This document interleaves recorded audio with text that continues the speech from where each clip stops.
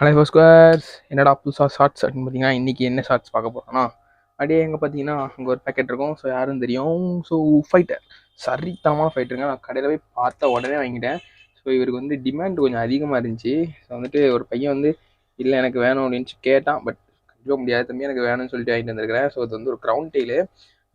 So வந்துட்டு இது மாதிரி நிறையவே நம்மளுக்கு கிடக்குது. ஸோ பார்த்தீங்கன்னா இதெல்லாம் உங்களுக்கு வந்து வேணா வாட்ஸ்அப் குரூப்பில் வந்துட்டு கேளுங்க. தென் அதே மாதிரி நம்மகிட்ட வந்துட்டு கமெண்ட்லேயும் சொல்லுங்கள், ஓகேவா? ஸோ இதெல்லாம் வந்துட்டு பார்த்தீங்கன்னா உங்களுக்கு ஒரு 160 வரும், ஓகேவா?